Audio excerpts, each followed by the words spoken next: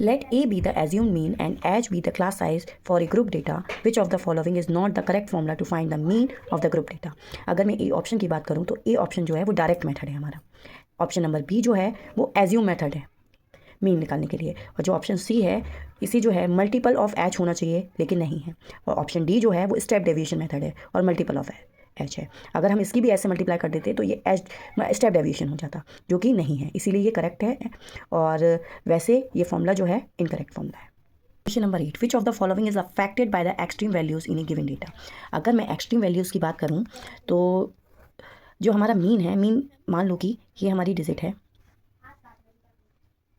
और हमें इनका मीन निकालना है, तो हमें इनका मीन निकालना है। मीन का फॉर्मूला क्या होता है? Sum of all digit 3, 6, 4, 10, 15 and number of digit.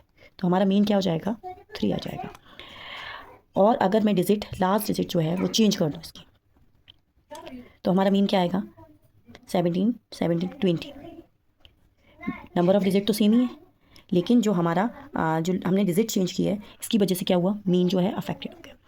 अगर मैं मीडियन की बात करूँ तो मीडियन क्या होता है? मीडियन जो होता है 20 की डिजिट होती है, ठीक है, जो बीच में आ रही है। मोड क्या होता है? मोड जो होता है, फॉर एग्जांपल जो हाईएस्ट नंबर पे डिजिट आ रही होती है वो होती है मोड, ठीक है। तो मोड भी अफेक्टेड नहीं होता है किसी सीरीज़ के लिए, मीडियन भी नहीं अफेक्टेड होता है, मीन होता है। तो ऑप्शन नंबर ए हमारा क्या है? करेक्ट।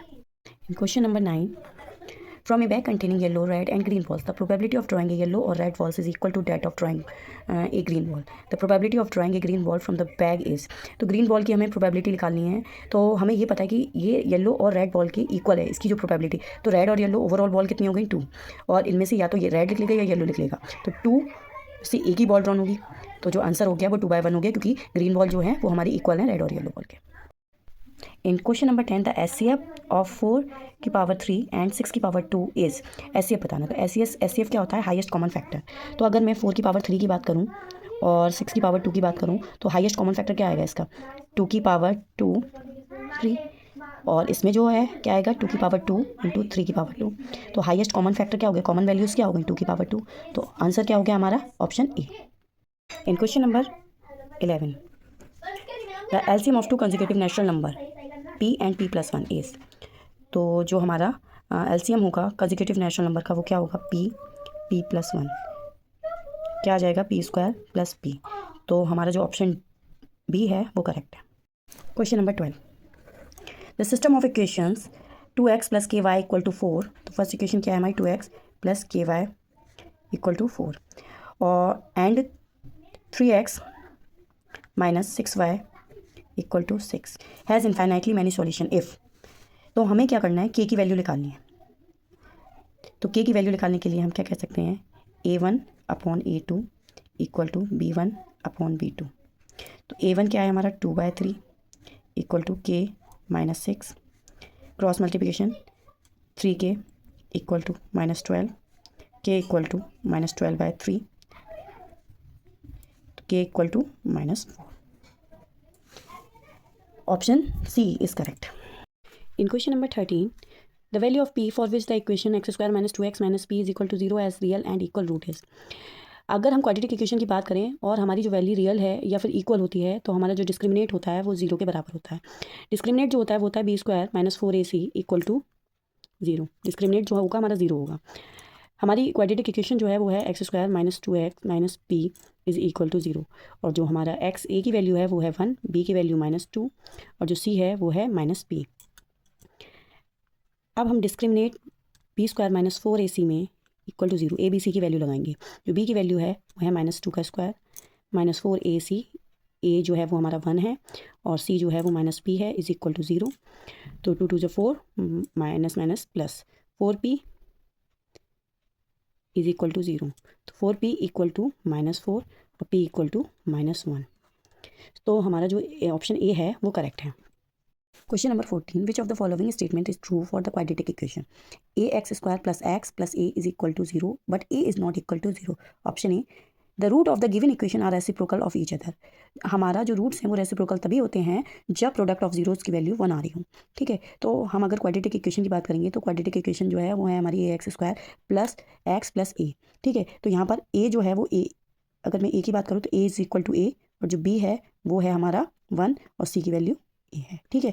तो हमारा अल्फ़ा बीटा जो है वो सी अपॉन ए के बराबर होता है। इसका मतलब जो हमारी सी की वैल्यू है वो है ए अपॉन ए, तो ए से ए कैंसिल आउट हो जाएगा तो 1 आ जाएगा। इसका मतलब जो ऑप्शन ए है वो हमारा करेक्ट है। The roots of the option B की बात करें तो the root of the given equation are always real, नहीं, रूट्स हमारे रियल हमेशा नहीं रियल होते हैं, ठीक है। Option C the roots of the given equation are always positive, no, may be positive, may be negative और may be zero. The sum of the roots of the given equation is zero, जो roots होते हैं उनका जो सम होता है वो zero आता है हमेशा, नो, ठीक है। तो ऑप्शन ए जो है वो हमारा करेक्ट है।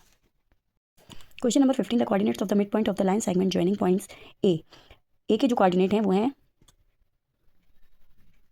p-1, q+1, ठीक है। ऐसे ही हमारे जो बी के कोऑर्डिनेट हैं वो हैं p+1, q-1, ठीक है। जो कोऑर्डिनेट होते हैं वो हमारे x, y होते हैं, ठीक है। तो अगर मैं मान लेती हूँ कि a इक्वल टू जो है हमारा x1, y1 और जो b है वो मान लेती हूँ x2, y2, ठीक है। हमें लाइन सेगमेंट ज्वाइनिंग के कोऑर्डिनेट्स निकालने हैं, तो हम क्या करेंगे, x निकालने के लिए x1 प्लस x2 बाई 2, तो x1 की जो वैल्यू है वो है हमारी p-1 प्लस जो x2 की वैल्यू है वो है p+1, okay, by 2। C y निकालेंगे हम y1 plus y2 upon 2 equal to y1 की जो वैल्यू है वो है q+1 प्लस q-1, ठीक है। तो जो वैल्यू आ जाएगी -1 + 1 2p/2, ठीक है। तो 2 से 2 cancel out equal to p, और जो हमारा q है वो क्या आ जाएगा, -1 + 1 इक्वल टू 2q/2, 2 से 2 कैंसिल आउट तो वैल्यू क्या आ जाएगी q। तो हमारे जो x, y कोऑर्डिनेट हैं वो आ जाएंगे p, q। Question number 16, observe the given triangles, ठीक है। ऑब्जर्व करेंगे ट्रायंगल को हम LMN और ABC को। तो इसके लिए सबसे पहले हम क्या करेंगे, वर्टेक्स चेक करेंगे, ठीक है। LMN कौन सा वर्टेक्स किसके इक्वल है। अगर मैं L की बात करूं तो L जो बन रहा है ये हमारी मिडिल साइड और लॉन्गेस्ट साइड के बीच में बनना है, ठीक है। यहाँ पर मिडिल और लॉन्गेस्ट जो साइड है वो है हमारी, जो एंगल बनना है वो वर्टेक्स C बनना है, ठीक है। अब मैं एम की बात करूं तो एम जो है वो शॉर्टेस्ट और मिडिल में बनना है, और यहाँ पर जो शॉर्टेस्ट और मिडिल में जो बन रहा है वो बनना है बी। एन की बात करूं तो एन में शॉर्टेस्ट और लॉन्गेस्ट एंगल ए, ठीक है। तो हमारा जो एंगल है वो angle LMN equal to CBA हो गया, या फिर हम बोल सकते हैं NML equal to angle ABC, ठीक है। तो जो हमारा ऑप्शन सी है वो करेक्ट है। Question number 17, two isosceles triangles are always similar but not congruent, are always congruent but not similar, may और may not be similar, are always similar and congruent. अगर टू आइसोसेलेस ट्रायंगल की बात करें तो isosceles triangle वो होते हैं जिनकी टू साइड्स इक्वल होती हैं, ठीक है। तो दो आइसोसेलेस ट्रायंगल हैं, आर ऑलवेज सिमिलर, हमेशा सिमिलर होते हैं, no. Are always congruent but not similar नहीं होंगे लेकिन कॉन्ग्रुएंट होंगे, ये भी फॉल्स है। मे और मे नॉट बी सिमिलर, हाँ ये हो सकता है कि मे और may not be similar, are always similar और कॉन्ग्रुएंट, हमेशा सिमिलर होते हैं, हमेशा कॉन्ग्रुएंट होते हैं, नो, फॉल्स। तो ऑप्शन सी जो है वो हमारा करेक्ट ऑप्शन है।